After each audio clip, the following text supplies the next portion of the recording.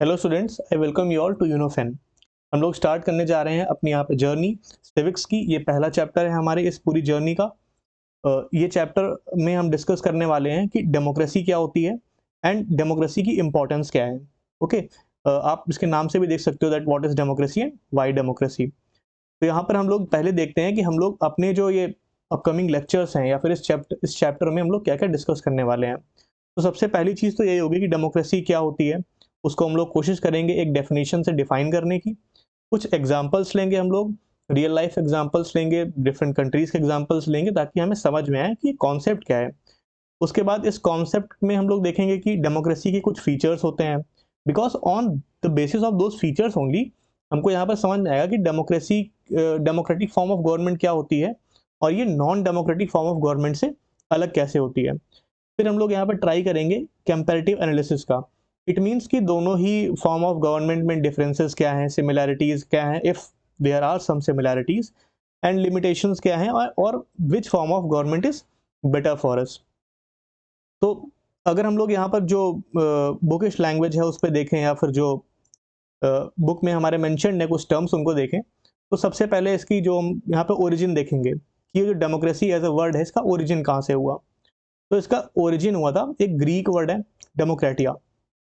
ठीक है, इसमें डेमोस का मतलब क्या होता है, पीपल, एंड क्रेटिया का मतलब होता है रूल। तो अगर सिर्फ हम इस टर्म को ही यहाँ पर स्टडी करें या इसको ही समझने की कोशिश करें तो इतना तो समझ में आ जाएगा कि it is something about people and rule. Okay, तो यहाँ पर जो एक डेफिनेशन दी हुई है हमारी एनसीईआरटी में कि democracy is a form of government in which the rulers are elected by the people. यहाँ पर क्या है, काफी सारी चीजें आ गए। तो डेमोक्रेसी को तो हम डिफाइन कर रहे हैं, फिर ये क्या है, एक फॉर्म ऑफ गवर्नमेंट है। सबसे पहली चीज, डेमोक्रेसी क्या है, एक फॉर्म ऑफ गवर्नमेंट है जहां पर हम लोग इलेक्ट करते हैं। किसे इलेक्ट करते हैं, रूलर्स को। कौन इलेक्ट करता है, पीपल, लोग। तो अब यही जो हमारे डिफरेंट टर्म्स है ना, गवर्नमेंट क्या है, डेमोक्रेसी क्या है, रूलर्स क्या है, इलेक्टेड मतलब इलेक्शंस, और पीपल। अब इसी को हम लोग यहाँ पर स्टडी करेंगे और इससे समझने की कोशिश करेंगे कि डेमोक्रेसी क्या होती है। अब एक क्वेश्चन यहाँ पर यह भी आ रहा होगा कि इसकी इंपॉर्टेंस ही क्या है, लाइक हमें क्यों डिस्कस करना है डेमोक्रेसी क्या है या फिर क्या नहीं है, क्यों इतना डिस्कशन करना है इस पे। तो ये कॉन्सेप्ट खुद में इतना इंपॉर्टेंट है ना कि हर एक गवर्नमेंट दुनिया की जो भी डेमोक्रेटिक या नॉन डेमोक्रेटिक कंट्रीज हैं वो खुद को डिक्लेयर करती हैं। इवन आपने सुना होगा किम जोंग उनका नाम सुना होगा, ठीक है, नॉर्थ कोरिया, वो भी अपने आप को डेमोक्रेटिक फॉर्म ऑफ गवर्नमेंट बोलते हैं। इवन चाइना भी अपने आप को डेमोक्रेटिक फॉर्म ऑफ गवर्नमेंट बोलते हैं। अब वो लोग तो नहीं है, ये फैक्ट है कि वो डेमोक्रेटिक फॉर्म ऑफ गवर्नमेंट नहीं है, but why they are declaring themselves as democratic, it means that ये जो चीज है बहुत ही इंपॉर्टेंट है उनके लिए। अब यहाँ पर जैसा हमने डेफिनेशन देखी थी ना कि वहां पर डिफरेंट चीजें लिखी हुई थी, उसमें पहला क्या है कि रूलर्स। ठीक है, तो जो डेफिनेशन में रूलर्स वर्ड है, ये रूलर्स कौन है, ये रूलर्स कहाँ से आ रहे हैं, ठीक है, इनकी लेजिटिमेसी क्या है, या फिर अगर ये रूलर इलेक्ट करके आ रहे हैं जैसा कुछ डेफिनेशन में लिखा हुआ है, ठीक है, तो क्या सारे रूलर्स जो भी गवर्नमेंट में हैं उनका इलेक्टेड होना जरूरी है, या फिर कुछ बहुत नॉन इलेक्टेड रूलर्स भी चलेंगे, या फिर कहें कि non elected officials in the government भी चलेंगे। ये भी एक इंपॉर्टेंट क्वेश्चन है। या फिर हम यहाँ पर कहें कि जो इलेक्शन यहाँ पर हो रहा है, ठीक है, अब यहाँ पर क्या लिखा हुआ है कि इलेक्टेड एंड नॉन इलेक्टेड। अब यहाँ पे हमने कह दिया कि चलो भाई वहाँ पे जो गवर्नमेंट में ऑफिशियल्स होंगे वो इलेक्टेड होंगे। अब ये इलेक्टेड मतलब कैसे होंगे, इलेक्शन के थ्रू होंगे। अब ये इलेक्शन कैसा हो रहा है, ठीक है, कैसा होने का इन द सेंस ये है कि ये इलेक्शन ढंग से हो रहा है, ये फेयर मैनर में हो रहा है, कहीं चीटिंग तो नहीं हो रही है इलेक्शन में, ठीक है, रिगिंग ऑफ इलेक्शन तो नहीं हो रहे हैं। अब सपोज दैट यहाँ पर इलेक्शन भी ऑर्गेनाइज करवाए जा रहे हैं। अब ये इलेक्शंस जो हो रहे हैं, ठीक है, अब इन इलेक्शंस में कोई वोट कर रहा होगा तभी इलेक्शन हो रहा है, ठीक है। तो अब यहाँ पर जो लोग वोट कर रहे हैं वो लोग कौन है, ठीक है, या फिर जो लोग हैं यहाँ पर कॉमन मासेस हैं, जो पीपल है, जो सिटीजन्स हैं, क्या वो खुद एज अ रूलर इलेक्ट किए जा सकते हैं। इट मीन्स क्या उनके पास ये राइट है कि वो इलेक्शंस में स्टैंड कर सकें और एज अ कैंडिडेट फाइट कर सकें। और सपोज दैट ये सारा कुछ भी सॉर्ट आउट हो गया कि कौन लोग हैं जो इलेक्ट होंगे या कौन लोग हैं जो इलेक्शन फाइट करेंगे, क्या क्राइटेरिया है, उसके बाद उन्होंने गवर्नमेंट भी बना ली। इट मीन्स एक ऐसी गवर्नमेंट बन रही है जहाँ पर रूलर्स हैं, वो इलेक्टेड हैं, उनको इलेक्ट किया गया है इलेक्शन से, election free and fair manner में हुआ है, और कुछ लोगों ने वोट किया है और कुछ उसमें कैंडिडेट से। अब ये गवर्नमेंट फॉर्म हो जाती है। अब इस गवर्नमेंट के ऊपर कुछ लिमिट्स भी तो होनी चाहिए ना, ऑब्वियसली। ये तो मतलब नहीं है कि ये सारा प्रोसीजर फॉलो हुआ तो उसके बाद फिर जो मन हो रहा है इनका वो कर रहे हैं और उसको आप डेमोक्रेटिक फॉर्म ऑफ गवर्नमेंट बोल दोगे, राइट? तो ये भी एक क्वेश्चन है यहाँ पर कि जो इलेक्ट होकर के लोग आ रहे हैं उनके ऊपर कुछ लिमिट्स होंगी कि नहीं होंगी, और अगर वो लिमिट्स होंगी तो वो लिमिट्स अप्लाई कौन करेगा? इट मीन्स वो लिमिट्स लिखी कहाँ पे हुई हैं? तो ये सारी चीजें हैं हमारी।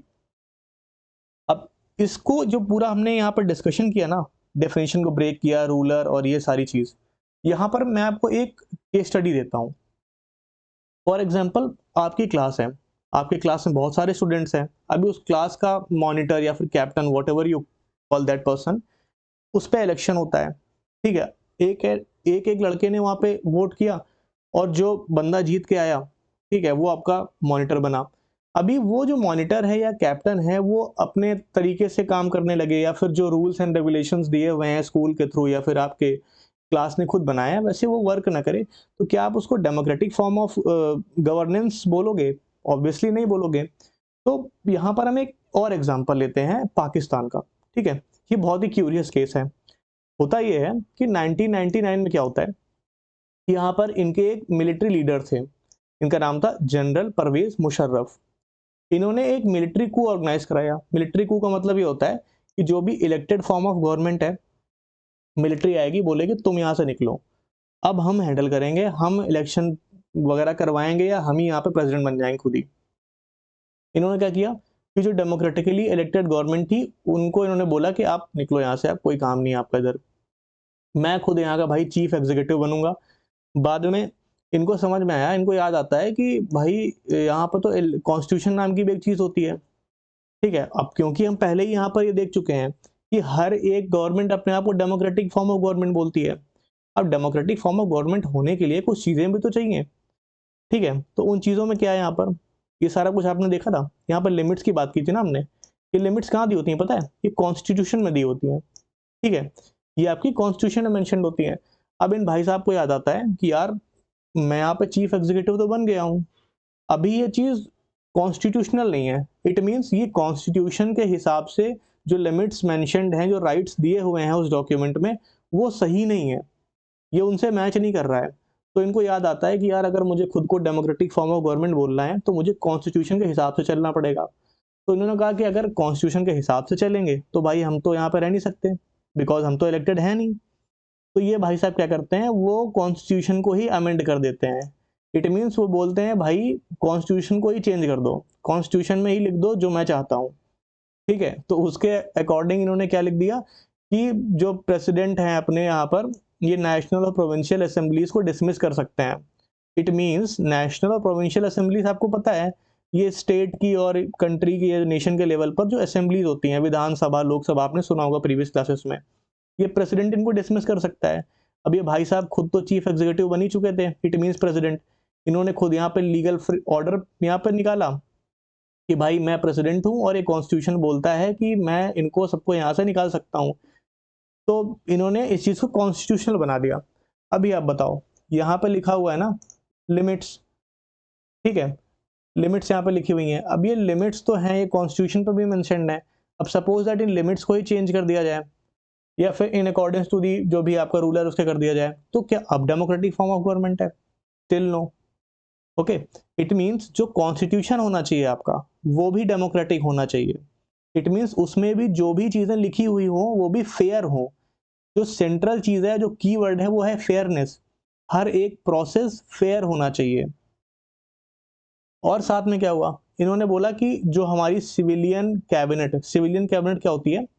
ये इलेक्टेड जो गवर्नमेंट होती है उसकी कोर बॉडी होती है। इट मीन्स जो भी बड़े डिसीजंस लेने होते हैं या फिर जो भी इंपॉर्टेंट डिसीजंस लेने होते हैं उसको ये बॉडी लेती है, जिसको हम लोग कैबिनेट बोलते हैं।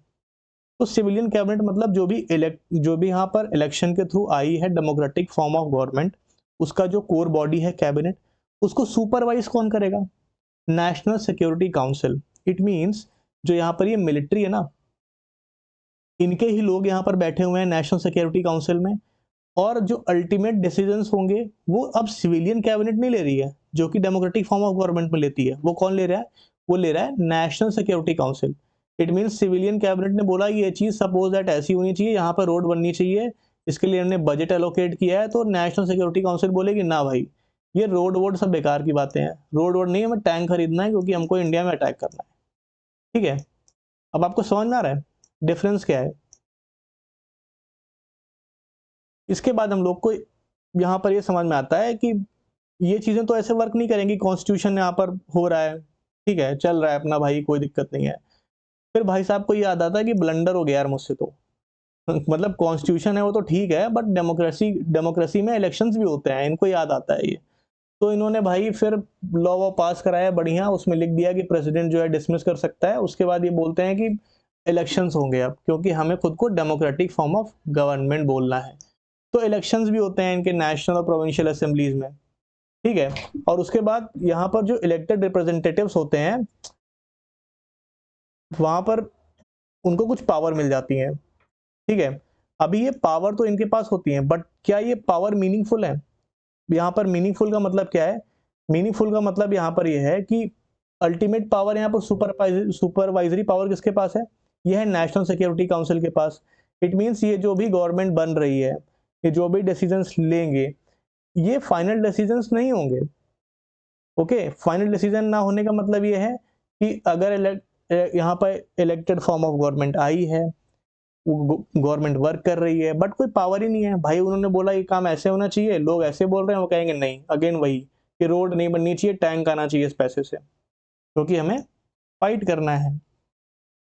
और ये सारे जो फीचर्स हैं ये क्या है कि भाई इलेक्टेड फॉर्म ऑफ गवर्नमेंट आ गई और अपना कॉन्स्टिट्यूशन हो गया, ठीक है, फेयर इलेक्शंस हो रहे हैं, ये सारे फीचर्स हैं हमारे एक डेमोक्रेटिक फॉर्म ऑफ गवर्नमेंट के। ओके, तो यहां से हमें ये समझ में आता है कि डेमोक्रेसी क्या होती है, डेमोक्रेटिक फॉर्म ऑफ गवर्नमेंट क्या होती है, डिक्टेटरशिप्स क्या होती हैं, मोनार्कीज क्या होती हैं, ठीक है।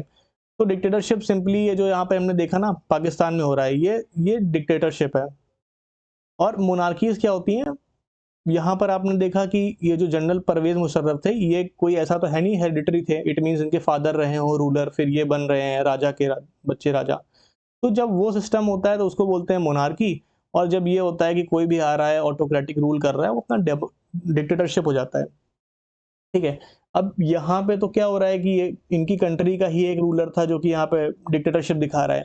बट कुछ कंट्रीज ऐसी होती हैं जहाँ पर उनके कंट्री के किसी आदमी के पास पावर होती ही नहीं है, वो किसी थर्ड कंट्री पे होती है, ठीक है।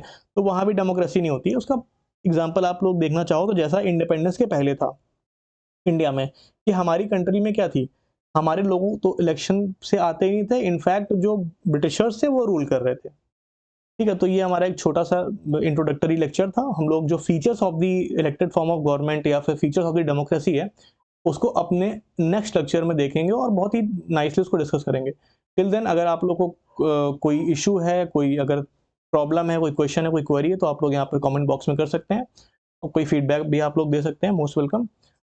Thank you and have a nice day.